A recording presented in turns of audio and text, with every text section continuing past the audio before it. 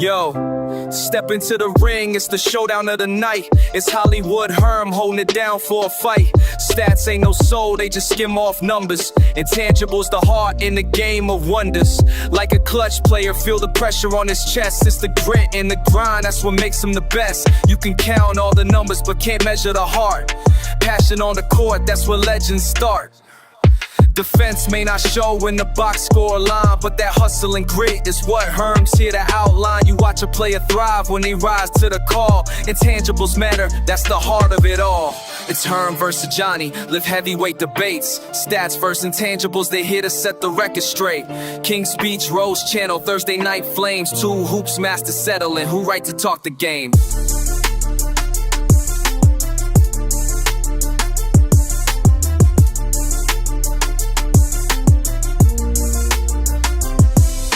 Ajani the exposer, let's get the record straight. Stats tell the story, can't deny what's in your face. Some will deny, so line up the same foes. Crunching the digits, hard what the game shows. You can't explain intangibles, but you know how lames go. We heard you, it ain't real cause you say so. You speaking about heart, that's cool, can't hate you. But how can you see that and not what's recorded on paper? You need cold hard facts to assess who's the best. The eye test's a myth and we putting that to rest. I respect your hustle, but it's the stats that lead the race. You only deny the numbers when you're running in last place. Give me 3-point shots, rebounds and all that. That's the game's heartbeat and it speaks in all stats. It's Herm versus Ajani, live heavyweight debates. Stats versus intangibles, they're here to set the record straight. King's Speech, Rose Channel, Thursday Night Flames. Two hoops masters settling, who right to talk the game?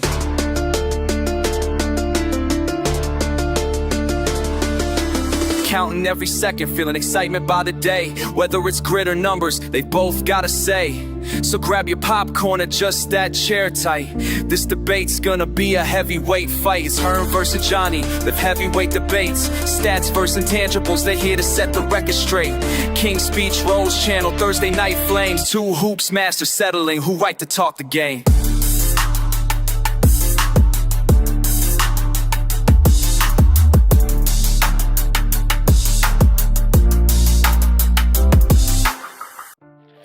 Yeah, we were just waiting on the third judge because we don't want Ajani saying that the deck was stacked against him. But nah, we me and Travis are very, we're integrity is our middle name, so we ain't got no, trust me, I've judged the debates that I've against my rooting interests. Pretty much most of the time. So let's go. I ain't telling you who I root for, but listen. Hey, King Rowe, can you tell Sturdy what's the topic again? Sturdy asking about the top. Yeah. So the topic is stats versus intangibles, and honestly, it's up to the debaters to show this is stats versus intangibles. What's important? Which one is more important in the game of basketball? That's pretty much. You could put. But I'm gonna let the debaters state their case. Yeah, and so since we got a lot of brothers up in here, we're gonna let y'all vote. Y'all gonna take King John's place as the third judge. So, let's get it cracking. Are you gonna put everybody backstage or everybody gonna stay? JP can stay. You can stay. Yeah, everybody can stay. Everybody can stay. Okay. We just mute up.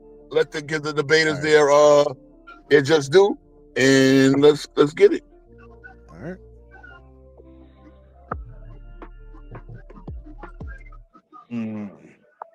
So who's going first? Yeah, I'm going so Herm is going first. Okay. All right. So I'll give you a 10-second or a 5-second countdown, Herm, and then when you start talking, I'll start at 3 minutes. Okay. All right, let's get it. All right, man. So you're good in 5, 4, 3, 2, 1. Well, people wonder all the time what is more important than basketball, stats or intangibles. I'm gonna say intangibles. Stats only measure what happens on paper, but intangibles measure why it happened. I mean, you got leadership, resilience, hustle, sacrifice, defensive communication, poise under pressure. They don't catch it the box score, but those things actually lead to championships and lead to wins. So intangibles are always important to the game of basketball. For example, look at Tim Duncan late in his career. He wasn't the same player that he once was. He wasn't the guy that was dominating like he did in the early 2000s, but later on in his career, his leadership, his defensive communication kept the Spurs afloat, kept them as one of the best teams in the league, competing for titles, still late in his career. For example, look at the infamous block of 2016, Game 7 in the NBA Finals with LeBron James. That was hustle and determination and heart and will and resilience as well. Under pressure, they was down in the game, close game. LeBron James sprinted full court, got that block. Yeah, it only resulted in 2 points when the Cavs scored off of that, but that hustle, him not giving up on the play resulted in a momentum change for the rest of that game and that series, which resulted in the Cavaliers winning that title. I could also bring up another chase down block, the infamous 2004 block with Tayshaun Prince. Most of the time with Reggie Miller, hey, that's an easy layup. They'll let him come back down the court and, hey, let's start over and run the possession. But Tayshaun Prince sprinted full court, blocked that shot in game 2, blocked that layup in game 2 for Reggie Miller, and that shifted the whole series. That kept Detroit Pistons to defend home court, and they went on ahead and won the series. That ultimately won the series, and that was a momentum shifter. So it's not always about a guy getting the triple-double, because, look, LeBron had a triple-double in that game 7 of 2016. But guess what everybody remembered? They remember the block that LeBron James displayed. They remember that hustle when he was sprinting full court to get that block. That's what they remember first rather than the triple-double. So when we emphasize on what's more important to the game of basketball, whether it's stats or intangibles, I'ma always say intangibles, because those things always show up in the game. Those small things always matter. Hell, guys like Draymond Green made a career off of intangibles. Bill Russell didn't rarely had the stat lines, made a career off intangibles. Hell, he's in the GOAT conversation because of intangibles. Ben Wallace in the Hall of Fame because of intangibles. Dennis Rodman in the Hall of Fame because of intangibles. Not because of skill, not because of the stats, but because of intangibles. That's what's important to the game, the most important aspect of the game of basketball. Done. All right. Just right on time. Round 1 in the books. And Johnny, I'll give you the same countdown here, and then I will go when you start talking, okay? All right. 5, 4, 3, 2, 1. All right, peace and blessings, everyone. This is going to be a very simple conversation because stats and intangibles are two separate things. First off, we got to understand that stats are measurable aspects of the game of basketball. Intangibles are not. So when we're sitting here talking about intangibles, all right, these are for people who want to use their subjective matter. They want to take stuff outside of the game of basketball because everything that we need to know about the game of basketball is in the stats. Everything that we need to talk about are within the stats. So these are the 2 pointers that I'm going to bring out into this debate about how stats tell us everything we need to know and why intangibles are only being used for people to be subjective. And on top of that, they only use the stats to validate someone's intangibles. So when we're talking about the idea of what stats provide to the game of basketball, whatever it is that you want to consider that is a part of the game or important to the game, you're going to find it in the stats. If it's not in the stats, then it's not important. All these other aspects, the hustle, that's in the stats. They actually track LeBron James's speed. They track how fast LeBron James got from one distance to the other distance. They also track the actual block and when he made the block and how crucial the block would have been if we look at the actual stats, which tells you what time he actually made the block. So all of these things are available for you in the stats. But the only reason people don't want to stick with the stats, which tell us everything we need to know, is because in reality, they feel their subjective factor or matters in this debate. It really doesn't.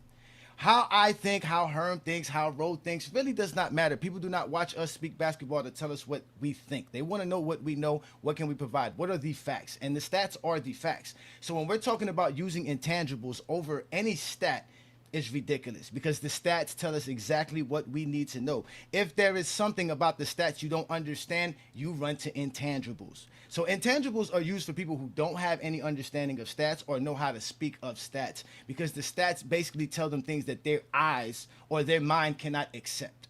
So when he brings up mentioning all the players that he mentioned, forget the actual attributes for the intangibles. We'll get to that later rounds. But the players, you heard the players he named, LeBron James, the Tim Duncans. He doesn't name average players when it comes to intangibles. Intangibles do not apply to players who are not productive. So again, they like to use intangibles and prove and validate intangibles with players who have production and stats. And you cannot do that. Intangibles are things that are immeasurable, and that's why it's useless in basketball because you can't measure it. We cannot diagnose why it happened. We all know luck is a factor in the game of basketball but we can't determine it. So how important is luck? It's not that important. No coach is going to tell you we just need to get lucky today. No, he's going to tell you exactly why they won or lost looking at the stats. They're going to look at the numbers. The numbers are going to tell you everything you need to know. That's why the NBA tracks everything now. They do so much a great job tracking the NBA. We shouldn't even be talking about intangibles because they don't matter. If it's not something that we can see within the paper or within the stats, then it didn't happen in the game. It's not real. It's all just your And time. perspective. All right. Good points there. So we got to go on to round 2. Same deal, Herm. I'll give you a 5-second runoff, and then we'll do whenever you start talking, okay? So 5. All right. You all set? Okay, 5, 4, 3, 2, 1.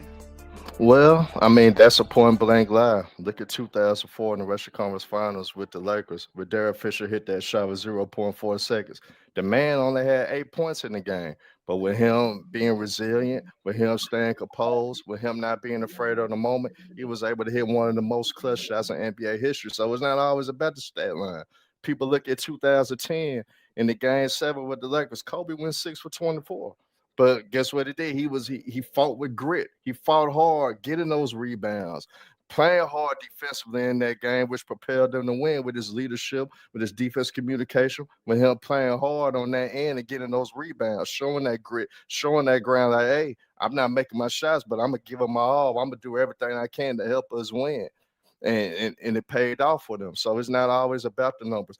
Hell, we could go to game 1 in 2018, Johnny, when your boy LeBron had the best stat line that you could ever have in the opening game in the NBA Finals. 51 points, 9 rebounds, 9 assists.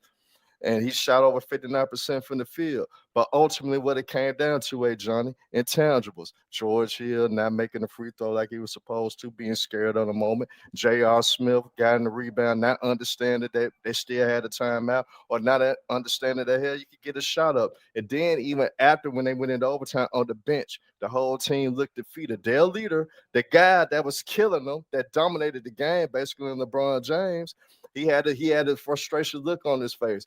Basically, they gave up in that moment. Imagine if LeBron didn't let his frustration get the best of him. Imagine if he would have galvanized the team and get the team together. Hell, they probably still could have pulled off that game 1 upset. We're not saying they're going to win the damn series, but hell, be the leader. Stay composed. Keep your composure. We know JR fucked up. Hell, we know George Hill was supposed to make the free throw, but Bron, you cooking. You got 51 points. None of them bums can stop you out there. You unstoppable in this game. Hey, be the leader that you know you are and bring us home. So intangibles do matter. Stats and intangibles work hand in hand, but honestly, the intangibles always get you to win. It always comes down to those things at the end. So we can't ignore it and act like that stats is the only thing that matter. And they not. Intangibles, intended communicate, team chemistry matters. That's the intangible. Defensive communication matter. That's the intangible. Have a heart. Having the will. Even Gilbert Arenas talk about this. He says certain guys in the league, when they come into after college, they don't be the same person they was in college. Some of them don't have the heart and the will to be great. Some of them don't have the heart to try to get in the gym every day and get better. Even Gilbert Arenas spoke on this, so intangibles do matter. So just in all the sports, you need intangibles. You need somebody that can be composing in mad situations, a tough situation when things are going wrong. You need somebody to galvanize the team. All right. Fiery round 2 for Herm. We got round 2 coming up for Johnny. Give you 5 seconds here, and then we'll start off. So 5, 4, 3, 2, 1. And as I knew, my opponent would bring up stats to validate the quote-unquote intangibles. You heard him bring up a bunch of stats. He brought up a shot, Derek Fisher shot. He brought up LeBron James. He brought up all these players, all these plays, these aspects of the game which revolve around actual stats. He even admitted that stats and intangibles are supposed to be combined when it cannot be combined. That is the point of intangibles. There is no measurement for it. Because there is no measurement for it, it has no value in the game of basketball. We all know Patrick Beverley has grit, he has grind, he has all of these things. But guess what? He doesn't have the production. Nobody cares. Udonis Haslam has the same thing. You talk about composure. Guys like Draymond Green are great players, don't have great composure. Guys like Ron Artest, great players, don't have composure. There are plenty of players that are great at the game of basketball who don't, quote unquote, hold their composure. I mean, this is an actual part of the basketball that existed for many of decades until they changed the rules recently to make players a little bit more less aggressive. So at the end of the day, holding your composure, all these things do not matter. Now, chemistry, you brought up chemistry. That's a great thing that you brought up chemistry, because chemistry is actually an intangible that we can use in the game of basketball. But that has nothing to do with the actual players and what they do in the game. That is a coach's job. It is a coach's job to provide the chemistry for a team. That is reliant on everybody getting along. And we know players and teams that have great chemistry, and they have players on that roster that don't even get along. We know Shaq and Kobe did not get along for a very long time, and look how great they were. How great it was a chemistry in that locker room when these guys wouldn't even get taped by the same guy. They wouldn't even let the same trainer tape them. That's how upset they were at each other at one point, but they were still a great duo, still a great team, and they were still able to succeed in many ways, in many facets. So at the end of the day, it's still about the production. You proved it with the actual mentioning every intangible with a player that's either one very productive or something that they did that produced something on the basketball court, whether it's a rebound, a steal, a clutch this, a clutch that. Even when we look at the J.R. Smith moment, yeah, that's a blunder in the minds of everybody's mind, but how does you grade that towards J.R. Smith's performance as a player? It doesn't hold nothing against him as a player. No one says J.R. Smith is bad at basketball because somehow he's dumb with it. And we're going to use an example of him grabbing a rebound and running out for 3 seconds and saying, well, look, that's an example of how he's not a great basketball player. That's why none of that matters. What's going to matter is his production, what J.R. Smith does. And we all know without J.R. Smith, they probably don't win a championship in 2016 due to his production. So all of these factors that you're mentioning that are quote unquote intangibles cannot be used with stats. And once you use stats, you're proving to me and everybody in the world that stats matter over intangibles, because stats are measurable things that we can actually pinpoint, touch, talk about, speak about, not the intangibles, quote unquote eye test or whatever you thought and your perception of the game of basketball. So again, all of these other players that hold all these different attributes that you might consider negative or positive doesn't affect the game of basketball in total. Not only that, it doesn't even affect how we compare players in rankings. Nobody sits here and ranks. Okay, yeah. You're just getting to go. All right, Herm, we got you. 5-second runoff, and we'll get you around 3 at 5, 4, 3, 2, 1. Man, fans remember moments. They remember the blocks. They remember the hustle plays. They remember the leadership speeches. They remember the whole nine more than the box scores. Rings and dynasties are built on intangibles: trust, chemistry, leadership, not PER and value over replacement, not those type of things. But intangibles explain why players with lesser stats like a Bill Russell, Udonis Haslam, Draymond Green, Dennis Rodman, even the Tayshaun Princes of the world, I remember as winners.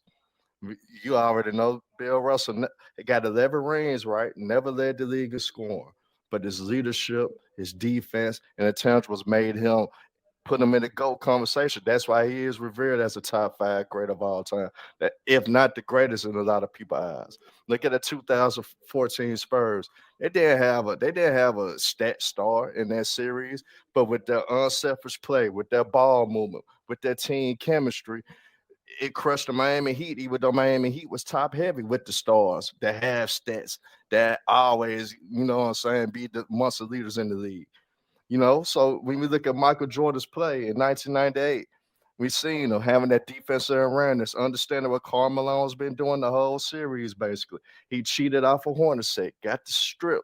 Him having that composure, him understanding the moment. Most teams would probably call a timeout, but him understanding the moment, he know what his team needed. He was the only offense in that particular game, 6 of 98.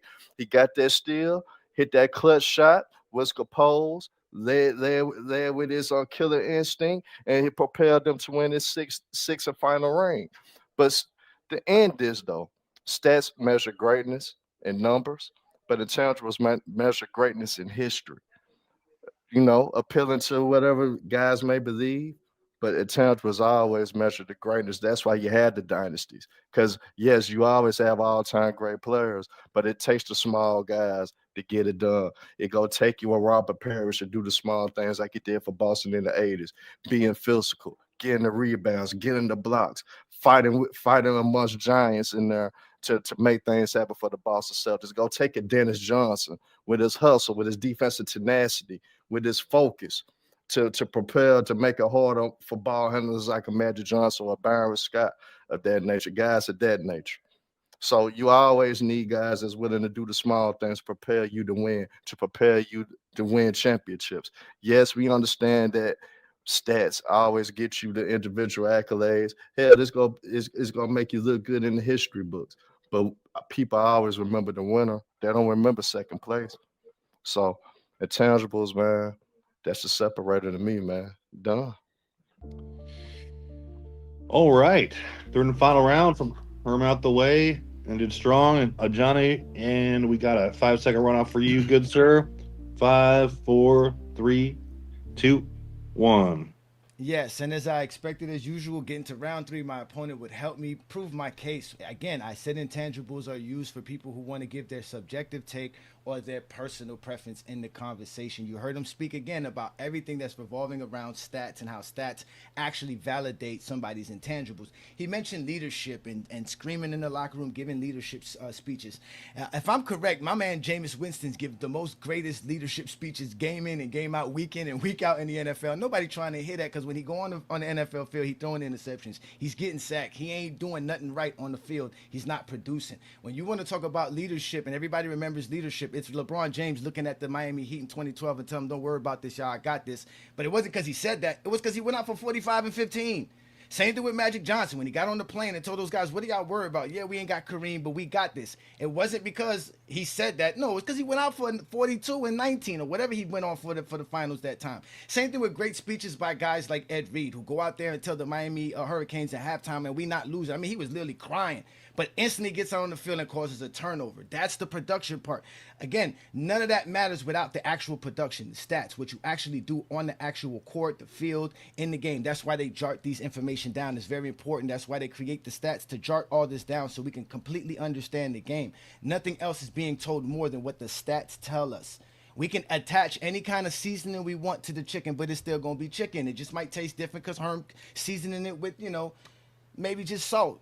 I got real Lowry. I got real seasoning here. I ain't gonna disrespect Memphis, but I'm from South Florida. I'm Haitian. We cook with real food around here, but it's still chicken. Stats are stats. You can talk about intangibles all you want to, but it doesn't matter unless you're talking about guys who are productive and great at what they do in the game of basketball. And perfect example, 2007. Cleveland Cavaliers had a brilliant mind, great leader in Eric Snow. On the bench, can't do nothing for them. Miami had a great guy on the bench, great leader for 10 years, Udonis Haslem. What did that do for us? How did that help us with the Jimmy situation? Nothing. Because at the end of the day, it's all about production. It's all about what you do on the court. Nobody would have cared about the Jimmy Butler situation if the Miami Heat are winning, pulling up points, doing everything. It's very easy to look at what happens and then bring up your personal perspective or your subjective take to say why it happens, then try to add intangibles, which is something we cannot measure, to talk about. So at the end of the day, what's most important in the game of basketball is the stats. The stats tell us everything we need to know, and just because you can't understand the stats or you can't accept the stats for what they are does not mean your intangibles matter. And that's the end of the story. Fantastic. All right, Ro, you heard him. That's all 3 rounds in the books. Take us away. All right. Well, I'm gonna let you go first, Travis. I'm gonna come in I just want to later. say that was a great debate, man. That was really good. Yeah. Yeah. It was, Appreciate yeah. that. Doggy, What it y'all was, think out of very Herm and I? interesting. What did y'all think out of Herm and I? This is Herm. Yeah, man. That was top really play. good. Look, bro, you know how lucky you is to have this? You should. Hey, we Come on, appreciate man. y'all Hey, coming. good- Shout out to the Good whole shit, John. GoatCast, the whole GoatCast podcast Good shit, alliance. man. Shout Yeah, out we to all appreciate y'all, y'all man. Peace coming and through, blessings, yeah. man. Yeah, Yeah. appreciate y'all coming through. I'm glad y'all looked here to settle y'all little argument. Nah, good shit though, John. Good shit though. But yeah, I'm gonna let Travis go first. And Welcome to GOAT James Kingdom, where basketball lives forever. Here in GOAT James Kingdom, we attack the GOAT debate head on, where we challenge all Michael Jordan fans and all LeBron detractors to who is the GOAT of basketball. You can catch us every Sunday noon Eastern Time, right here on the GOAT James Kingdom channel, for the GOAT James Kingdom show with B. Lee and Ajani. Also, we go live Friday nights with the Friday Night Exposure with the Exposer, where you catch special shows and content as a GOAT James Kingdom follower and subscriber. Also, check out the GOAT James Kingdom membership where you can get exclusive content